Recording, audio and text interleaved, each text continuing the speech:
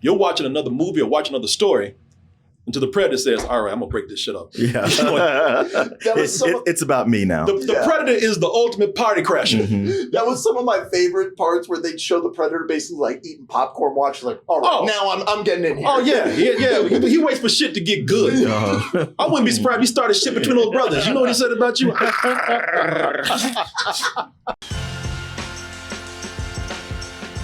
Double Toasted's 11th year anniversary party is coming up. Join us for a full weekend of live music, shows, comedy, after parties, a movie screening, and more. Get your tickets by going to dtanniversary.eventbrite.com and use the QR code right there to take you to the site and get your tickets today. And I'll be back at the Broadway Comedy Club June 27th for my own style of sit-down comedy. You'll also be doing some open mic. So get your tickets now by going to doubletoastedny.com. All right, y'all. I know it's the Predator's job to go out there and just murder people when he can. You know, that's the lifestyle. But damn. You know, I don't mean no pun intended when I say the Predator is killing it today. You know, we already had that one Predator movie that came out, Prey, which people loved. And they said, Predator's back, baby. He's like, I ain't go nowhere. They're like, no, you did some bullshit. You kind of with Alien and that wasn't going so well. Yeah, exactly. Yeah, you know, you harassing little kids in one movie. Listen. You know, let's just call it what it is. You have had better days, my friend. But today, the Predator, he's doing so well that, you know what? It's not enough to just go after little Native American women. He's like, shit, I'm expanded. Business is good. I'm going after Vikings. I'm going after samurais. I'm going after flying Mexicans. All that good stuff, man. Everybody catching it. Unless you beat my ass. But we're talking about this new anthology that came out. It's an anthology movie for the Predator where he is doing those things, where we're getting to see him through different time periods, or a different Predator for a different time period going out and fighting, well, known killers from that period. Hence this movie being called Killer of Killers. And again, this is tackling new ground for the Predator, this time with animation and with an anthology. And anthologies can go either way. And as we know also, animation, that can go either way too. But it's the Predator. Now, a lot of people are excited for it. And also people are somewhat cautiously optimistic. I mean, as we said, the Predator, he's seen better days. And just because we got one good thing that came out, which was Prey, let's not get too ahead of ourselves. Let's not get too excited. Let's just sit back and see how this does. And how does it do? Well, a lot of people have been saying that we don't know about animation, but an anthology is definitely something that the Predator should have done a long time ago. And now, thanks to streaming, that's exactly what we get. Was it the correct move? Let's go ahead and take a look at Killer of Killers. That dude didn't even do anything. I know. Like the other two were ready to jump. He was just standing there.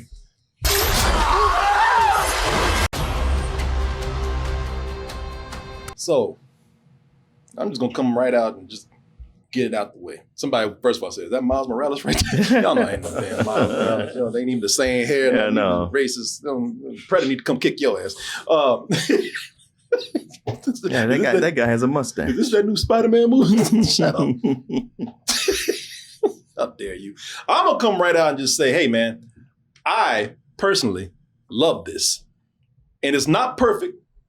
I can see where some people might not love it, might even dislike it. But I just love the creativity behind this, man. And I want to talk about what conditions made this great for me.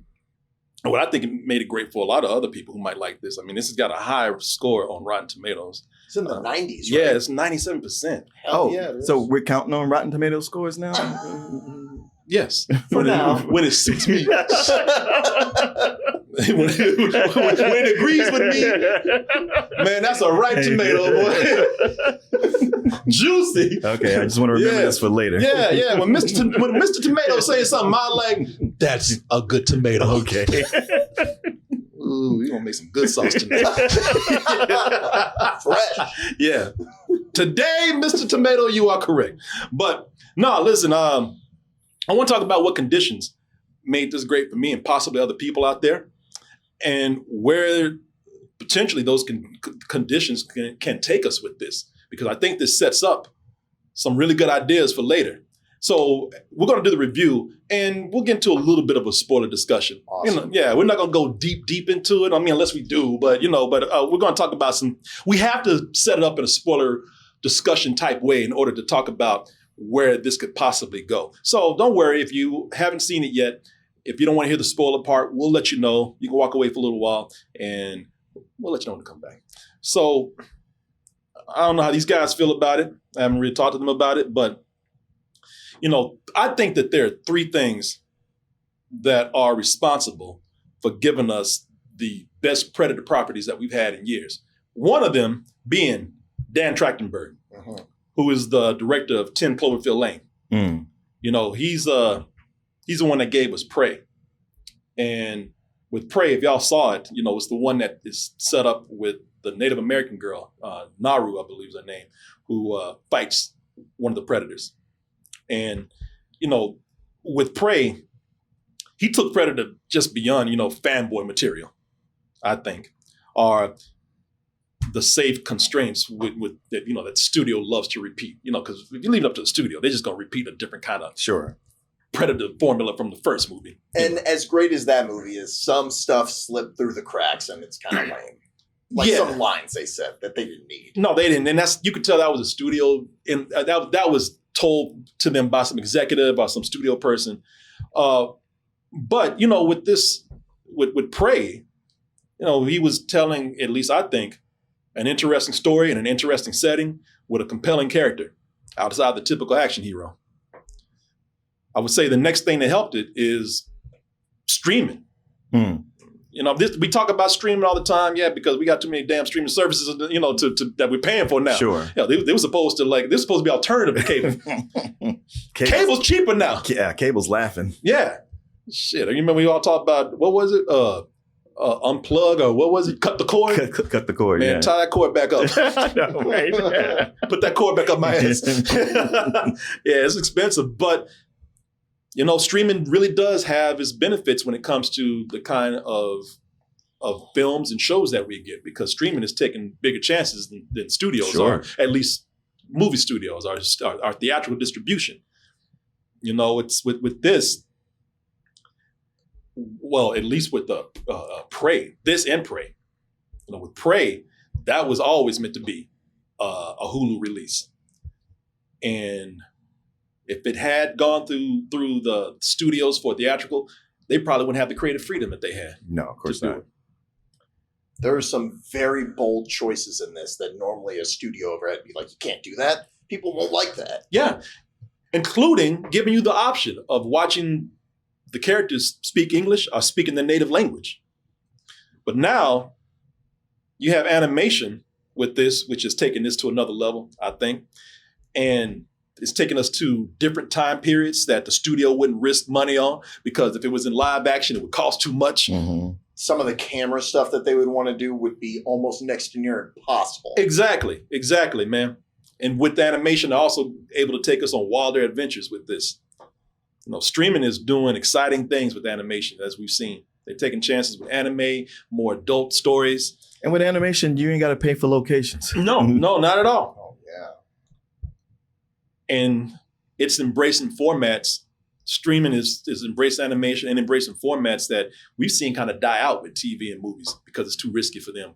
When I say TV, I'm talking like network TV. Mm-hmm. Anthologies. Oh, yeah. It's just too risky. Right. But anthologies are kind of a mainstay with streaming now.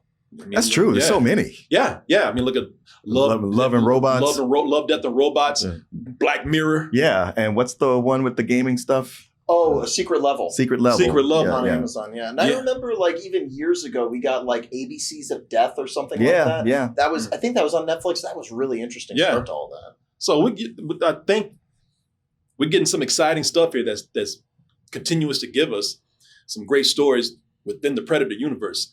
And with this, so this is all action movies. These are all mini action movies. And I read some people say that they didn't think that they were that deep, and I disagree.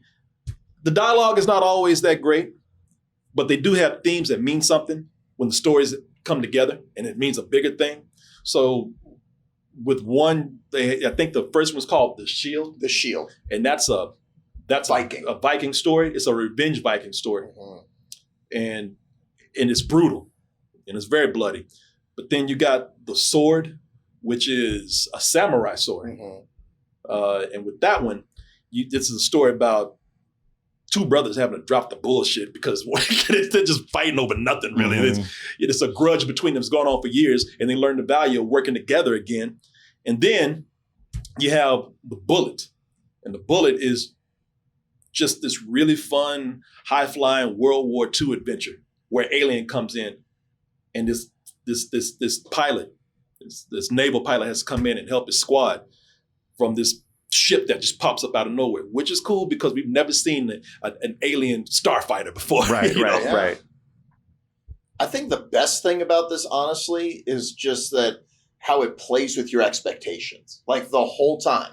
Like they make it seem like they're using cliches and they're going to do something obvious, but then they totally pull the rug out from under you. Yeah. Like the first 20 minutes of this, I thought it was definitely going in this one direction. And it completely takes a U-turn. It's great. What direction did you think it was going in? Well, I just thought it was going to be like, it was going to go from one revenge story to a typical revenge story, like with the kid and the mom. I thought they was going to be like, I got to avenge my mom, or something like that. And it doesn't devolve into that. Well, one of the things that it does, where it comes in and might mess with your expectations, they still retain the original Predator, the original Predator formula. And I'm not saying it's a bad thing. What I'm talking about is you're watching another movie or watching another story until the Predator says, all right, I'm going to break this shit up. Yeah.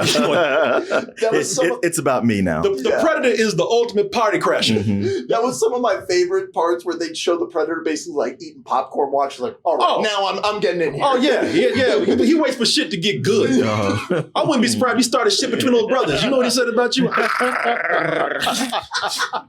But I love how each one of these has their own has their own tone of storytelling.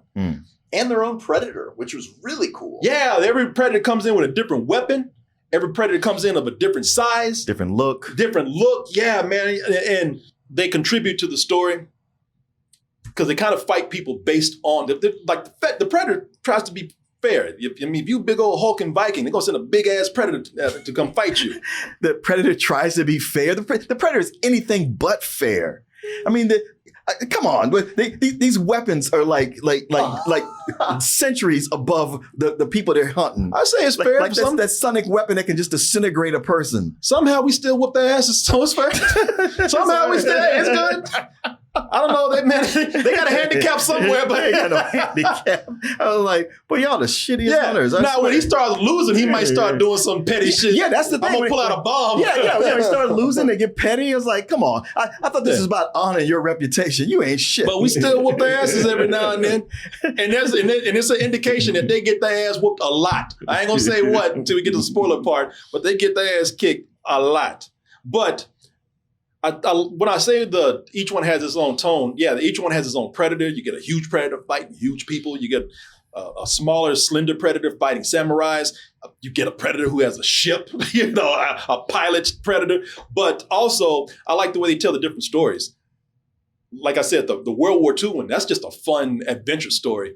The samurai one, that's mostly visual. They show you everything with what happened between these two brothers.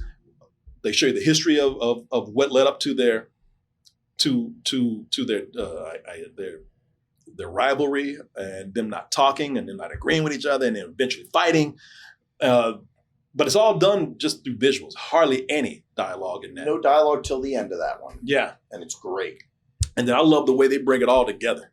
And again, I don't want to say too much because that'll be spoiling a lot. But if I had some criticisms for this, I think they're criticisms that could actually, I don't know. Let me ask you something. How did you feel about this? I really like the animation and I think it's good, but I am on the side of the people who says it's not very deep. And I don't think the writing is strong. Continue. Well, that's just it. I mean, look, Keep going. They're fun little vignettes and all, but just them being short and with half or more than half of it being a big action Predator fight, what you get of the human part before that, it's like, it felt like an outline of a story. And they were like, well, we got to have a fight in here, so we don't have time to really make a lot of stuff. So I didn't have a deep connection with any of it. And always with the Predator, I'm always like, well, man, you outclass everybody. Like, does anybody ever root for the Predator in any scenario? It's like you're completely outclassed. It's like if I was to go fight a bunch of chickens. They wouldn't, the best they could do is poke their beaks at me. Until that chicken whoops your ass. I don't see that happening. It happens with the Predator. Especially if I'm bringing a shotgun. If that was a badass chicken. 10-foot tall chicken. Yeah, it had to be a pterodactyl. The one that beats up Peter Griffin all the time. I mean, it certainly does open up the lore and open up the possibilities of what can happen after. And it's got a very interesting callback where I was like, okay, all right, let's see what you do next time. Yeah. And like I said, it was fine. It was entertaining, but I wasn't bowled over by it. I like that they are slowly just giving hints of what the Predator universe or world is like. I like that we're not rushing to explain it, because I think if we rush to explain it, then it's going to diminish the storytelling. I like that they take that time keeping it mysterious. Yeah, it could go that John Wick way where the more you explain it, the more you're like, all right, now it's starting to get stupid. Yeah, it could. I think taking your time and growing the world very slowly, I don't mind that, because it's still more about the human characters.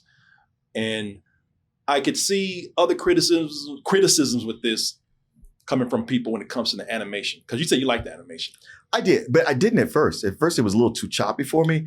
But also, to be fair, a lot of what was making it hard for me to get into the animation, just the animation itself, is that on the Disney debut copy they sent me, they have my name, my email address spread across the screen to where I'm having to look around the letters to see what was going. Well, you can't blame the Predator for that. No, I don't blame the Predator for that. I'm just saying it took me a little bit to for my eyes to fuzz that out. Yeah. And then I was like, wow, I really like this animation a lot. That's why I waited to watch. Yeah. Because sometimes they give us these screeners, and I don't know why. You got all this real estate on the screen, and they pick the center. Yeah. So and they think just because they make it just a little bit transparent that, it don't make no difference. No. Yeah, it makes a huge difference. No, hell no. Yeah. Listen, I'm as egotistical as you can get, but I never thought I'd get sick of seeing my name. Exactly. Because at first it was cool. It's like, my name's part of the movie. It's cool. And now I'm like, well, you get the car. Get the way, man. If I could beat my own ass, if I could come down as a Predator and fight myself, I would. But I agree with you. For me, when it started out, so the animation has a crazy frame rate. It's very choppy. And I think when you first start out looking at it and you're not used to it, it doesn't work, because this is very action oriented. And so when you get into this choppy animation and then heavy, fast moving action, at first it didn't work for me.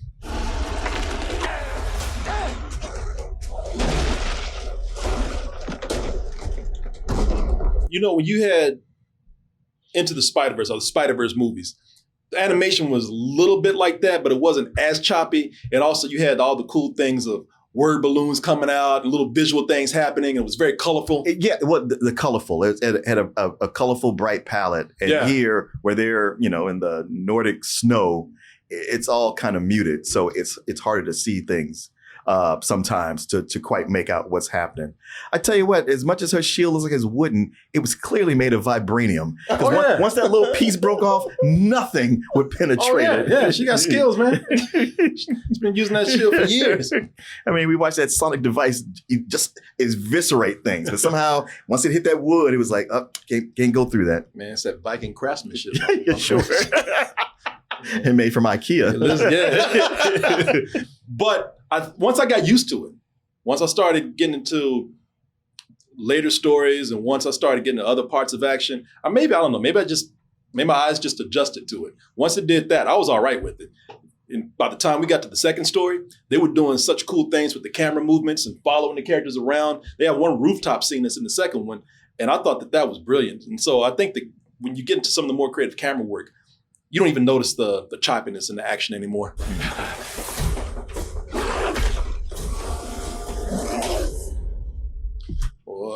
I like how he's like, I still know you're back there, even though I can't see you. I love Ninja's quick to throw that damn smoke down. Yeah. They had the best smoke bombs. I don't even know if it did anything. maybe the Predator's back there. God damn it! What the hell is Kool-Aid shit? Cherry smoke. I like to lick it. And this country ass. Yeah, this country ass Kool-Aid shit. Tasty. Pull out some water, start making Kool-Aid shit. But I think that the story does get silly. Listen, I enjoyed all the way through, but even I had to look at the story near the end and think that, all right, it's getting a little sloppy, because this is where you get into the World War II story. And I like this character, Torres. He's a lot of fun. He's almost like a little Peter Parker himself. I could not stand that character. You couldn't? No. When I talk about not liking the writing, when they write these characters that just won't stop talking, even when they're by themselves, I'm like, okay, enough of that. He was definitely my least favorite, and I thought that the setup was like kind of just badly done. Like the conversation between him and his dad, it's like, that was the best you guys had? Yeah. That was just like one thing to another to actually this. Yeah. I was like, y'all aren't really talking about anything. Yeah. I didn't hate it as much as y'all did, because the way I looked at it, because I think the story gets a little sloppy. The reason why is because I think as you get into it, it starts to turn into an anime. Mm-hmm. Like there's a lot of anime cartoon stuff that goes on. I almost feel like an anime comedy. But I think for me, it just kind of felt like they were taking advantage of the animation format. So I kind of let that slide for myself too. On your six! He's got a bead on you! Get out of his line of fire!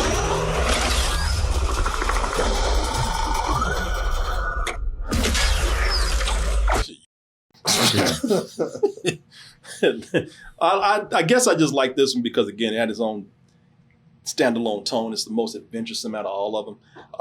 But I can see that character, again, feeling something more like out of a kid show or something. You know? Yeah. And the first two stories had a lot more emotion because there was like something personal going on. Yeah.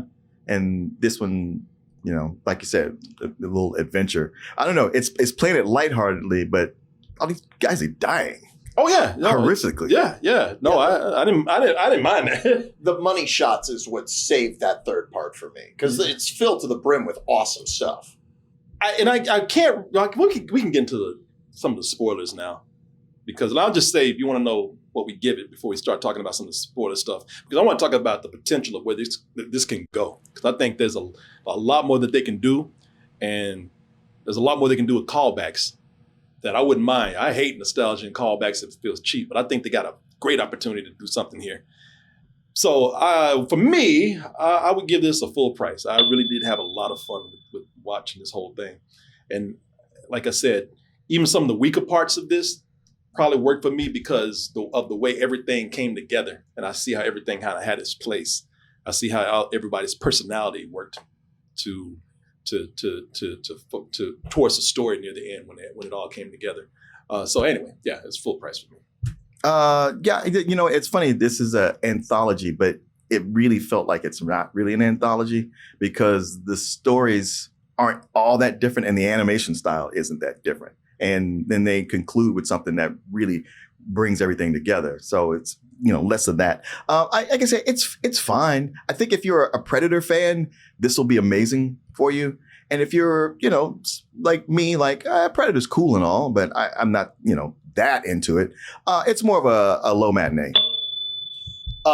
Besides like that one thing I mentioned in the third part, like just the setup of getting that going, this was amazing. I love this. The creativity behind the weapons in this it was some of the best I've seen in such a long time. I'd give this a high full price. This was very close to being a better than sex for me. I had an amazing time watching it. Also, favorite thing about it, 84 minutes. It went by like this. It was so fast paced. Yeah. It was awesome. So the potential for this, I think, is set up very good at the end. And I see a lot now we're in sorry to interrupt. Oh, I'm sorry. Yeah. So people, yes. Now we're talking spoilers right here. So just give us about 10 minutes, probably less, but just give us a little time and then we'll be done. And you can come back in and we'll be moving on to the next thing. So the potential for them to keep this going, they set it up very good, very well. So they do this, and I had already started reading about people who kind of feel the same way, because I was looking up to see what some characters' names were, and I've read articles where, oh, okay, so they know they want to see the same thing that I do. So I don't think this is too crazy. But at the end, when they bring everything together and they're wrapping everything up, so they do sort of a Raiders of the Lost Ark thing where they're. So if you watch this, you know that the Viking woman, I forgot her name. I don't remember. Yeah, I don't remember her name either. But the Viking woman that you just saw in some of the clips that we have right here. So she pretty much is willing to sacrifice herself to help the samurai and Torres get away. And instead of killing her, they put her in a sleep chamber, which is how these people end up being from different time periods and somehow fighting together at the end. So she ends up sacrificing herself. They put her in a chamber and they're taking her back to the warehouse where they keep all the people that have apparently all the people that have beat Predator's asses over the years. Mm-hmm. They're like, oh, you want to play, huh? So they freeze dry your ass. Hey, you weren't supposed to win. Yeah. Put you in a damn warehouse. Put you in a Ziploc bag, throw you in the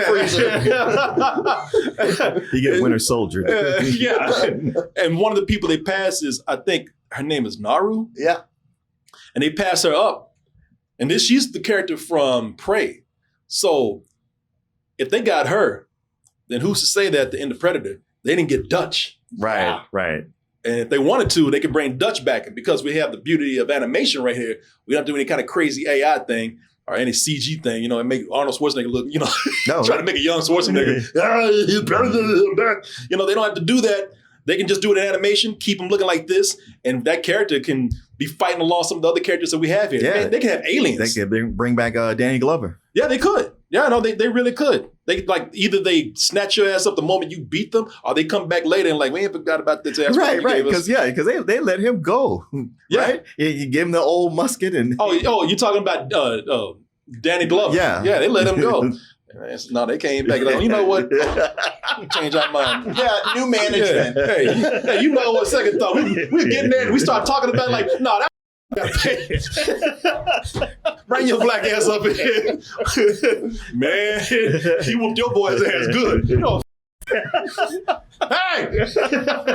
But then on top of that, they could also and they have to be careful how they do it, but they could go to other time periods and find other things, Well, they could have aliens. Yeah. Well, there's a reference. Did you catch that? Well, I saw the queen. Xenomorph. I think they passed her. I didn't see that. Yeah, I think they passed her before we got to Naru. See, what I saw was the main king guy or whatever. Mm-hmm. It looked like his cape was made of xenomorph tails. Yeah, some other people were saying that. But I'm talking about not the xenomorph. I'm talking about aliens from other planets. Okay. Who can fight like gladiators with humans. Or even a xenomorph. That would be crazy. Yeah. Especially in animation. So I'll tell you why Torres didn't bother me too much. Because I thought it was kind of cool that you had these two seasoned fighters. In fact, that Viking chick, she was a bitch, man. Because they all were put in these sleep chambers, and they all woke up at the same time. Some from different periods. I think Torres is from his period. I think this at the time we have it on Earth, it's 1947. I think. Yeah, it's 1940. Yeah. Yeah. So. When he wakes up, he sees the Viking woman, and he's like, hey, you okay? You all right? She's like, yeah, you came out of anus, bitch. You were born from an anus. I'm like, God damn. And she spits on him. And she spits on him, yeah. That's her culture. Yeah, but that's what I'm saying. So you have, even the samurai was like, when he was trying to talk to him, he's like, you know what? I don't talk to idiots. So I was like, wow, y'all some assholes, man. So I thought it was kind of a cool dynamic that at the end, when you saw them bring all these three together, because the whole thing is, all right, you know what? You beat one of our guys now. Let's see what you do on our turf, on our home field. And so they put them all together, and they got to fight these different creatures, and they eventually have to fight the head dude, the head predator. But Torres is not as good of a fighter as those two. He's just a kid pretty much. And they, one knows how to fight with an axe and a shield. Another one knows how to fight with a sword. He's barely a good pilot. Right. And I thought that was kind of cool. They put him in there. And then they gave his ass that gun that they gave to Danny Glover. Right. Yeah. And musket. And what do I do with this? This musket, these marbles you gave me right now. What am I supposed to do with this? So I thought it was kind of cool that he was the one that was the most innocent. He was the one that was the least experienced when it came to fighting. He was the one. And so it's gonna sound corny, but his whole thing was that he just had a lot of heart, and he was able, he showed. Oh, he had heart. Yeah, he had heart, man, and he was able to kind of show the other two, like, hey, we got to work together. We got to stop bullshit. So I that's why I kind of like that character in that dynamic that they had at the end, and I thought that's what made it a lot of fun. But I'm like you, man. I love this. It was so much fun, and it was so fast paced. No fat, like barely nip. Yeah. Oops. Sorry. I was. I thought by the end of this, I think people have their favorite. I hear everybody saying that the samurai segment is the one that they really love, and I think that one is probably, as far as story goes, is the strongest. But I had so much fun with this one, man. With the World War II, and I just really, they're just fun action movies, and I can't wait to see what they do with them.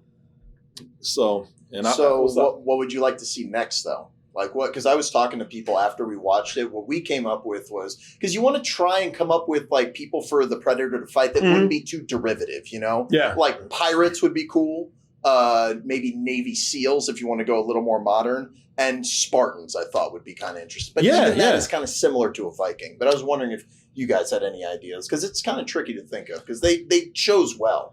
Yeah, I mean, there's so many you could do. So many different types of warriors. Yeah, it could be Zulu warriors, Huns. They could do Huns. But I would also like to see them, like with Torres. I would like to see them come in and fight somebody who, I don't know, they maybe has this misconception that they're a great fighter. Maybe somebody accidentally gets into a scuffle with the Predator. I think having warriors is always going to be something they can do. But then change it up just a little bit by having unlikely heroes. Yeah. They could fight Conor McGregor. Yep. His little ass. You know what? I don't even like Conor McGregor, but his little ass so feisty, he probably beat the shit out of the Predator. Predator's like, get this motherfucker off me. This little Irish dude on me. he goes in. He won't shut up. I like the way you said, yeah, you can fight Zulu warriors, Huns, Vikings, and drunk Irish people. Leprechauns. What would you think about if this might be, I'm going to say this is a stupid idea, but what if they did a attack the block type thing and he fought gang members or something hooligans, like soccer hooligans? Soccer hooligans or gang members or something. Yeah, like that was a whole neighborhood that would turn on them. Yeah, a whole neighborhood exactly. Or you could go like we were saying, like the Warriors or like Gangs of New York, like characters like that would be interesting as well. Well, it'd really be interesting if it was someplace like Afghanistan. Oh, yeah. Where it's urban warfare. Yeah. He's like, I ain't going in there. Put the jihad on Predator. I know what I said. Hey, listen, leave me out of here. I know hey, listen, I know when to turn back. I know when to shut. Going down there. I would also like to see them fight more animals, because that bear scene, that lives in my brain rent free from Prey. How about Predator versus the Capitol? Yeah, why wasn't he there that day? He was sitting there watching, eating his popcorn. But I think this is a good idea that they're doing. I don't know how it's going to happen or how it's going to work out when it does come out, but that whole thing with the new Predator movie. Badlands, where they're centering on the Predator, his training. Female Predator, no less, they're saying. Oh, really? Yeah, they're saying it's like the princess, like that's what I've heard, like that they're being challenged and they're being sent to the most dangerous planet. Yeah, I like that they're doing stuff like that. I could get behind that. Yeah, have you seen the trailer for that? Let's watch it. It looks awesome. Yeah. So this is, let me see here. So this is one where now it's centering solely on the Predator, almost following him or her, like they really are the protagonists now. Only thing that has me worried is that so to help us humanize or be our human guide to the Predator and the Predator world, they have a Weyland Yutani robot, I think. Is that? Yeah. Mm-hmm. So now they're connecting the universes again. Okay. And that has me a little worried. They're doing it in a way, though, that feels like natural. Like they're not forcing stuff in. Yeah. But hey, look, it's an interesting idea. Let's take a look. Shit.